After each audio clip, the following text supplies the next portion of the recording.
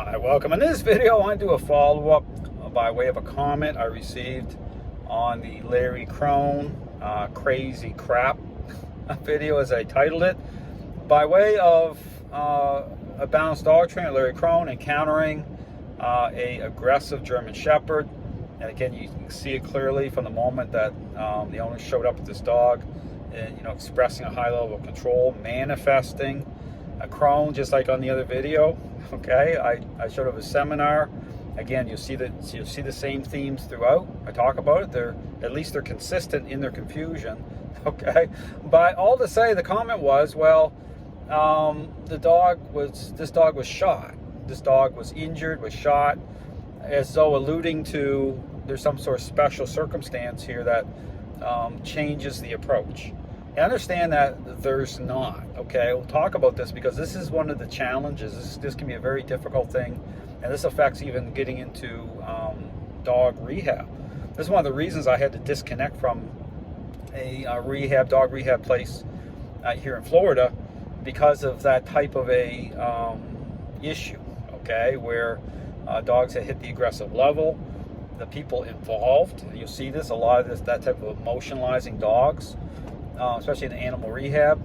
And what happens is getting the dogs to a really good place, and then they go back and the same thing starts happening. And then the comment from these individuals, well, it's like it becomes the blame shifting, right? The dogs end up being destroyed because they become aggressive, and it's normalized. And it broke my heart. I couldn't, again, but even after giving people, and this is the thing, telling them how, in terms of how this all frames up through the difference between how we connect, how we feel, I'll talk about this, and what that transfers into or is interpreted through the relationship, what it becomes.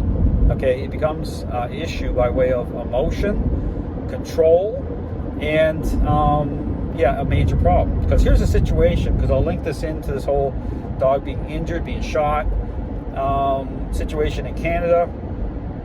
Encountered a dog was injured, was hit by a vehicle. Dog had a broken leg. No problems before that. Okay, the dog was fine. Dog had a broken leg, injured, and the dog owners felt really, really bad.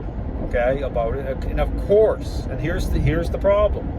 Of course you are going to feel bad. It's a terrible things happen all the time to dogs.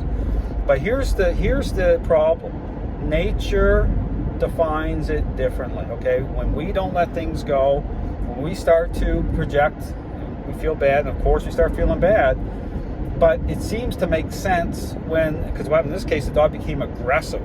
They ended up being injured, and people are like, well, and then they link it back. Oh, it must have been, right, because of the accident, and that was the cause, because it seems to make sense. Well, it's a self-fulfilling prophecy, because once I sat down with them, and this is the talking through it part, as to how nature deals with it. Nature is pretty brutal that way. Understand, it's about strength and weakness, survival of the fittest. I mean, nature deals with it. Dogs let it go. Okay, we hold on to stuff. We bring that baggage in. That emotional baggage, what happens is it transfers into the relationship, and it seems to fit, right?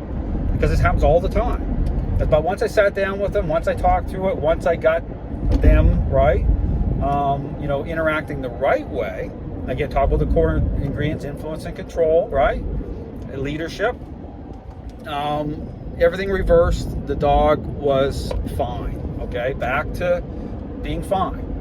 Okay, it's the same thing. But the trick of it in how balanced dog trainers approach, because actually balanced dog trainers, they're tied into this appearance-based, foolishness. Okay, they play into people's emotions that way. And the problem there, okay, because you see how it all plays out, is that because of the issues about control, fulfillment, comfort, it'll seem like progress. And that's the deception. That's the problem here. And then people get blindsided. The relationship doesn't get fixed. And guess what? How trainers pass it off. Well, we really gave it a good college try. It was, that injury that happened. That had played a role. It's so easy just to write it all off. It happens all the time. Don't take my word for it. Go and do your research. But I'm not saying it's easy. It can be the hardest thing to reconcile. This is where, again, I would encourage anyone dealing with this type of thing, contact me, okay? Able to talk through it, work through it, because you really care about your dog. But if you put yourself at the mercy of balanced trainers and force-free trainers, you know, watch out, because it's the same stuff. So all to say, it's a very challenging issue, but nature deals with it differently. This is what makes dogs unique. To me, what makes them amazing, because it can actually help us let stuff go. Okay, understand, we're the ones, we hold on to baggage, we hold on to stuff, you know, and oftentimes we wouldn't even, you know, if we had a child that had an injury, we wouldn't even act that way. But dogs really, you know, create that in humans, because they don't have a voice that way. But they do in a way, because they become aggressive, right? Or things don't get fixed, and then it's so easy to blame the dog. Well, it must have been that injury, you know. But again, you know, want to cover off, because people will always use that excuse. They say, well, I should approach it differently.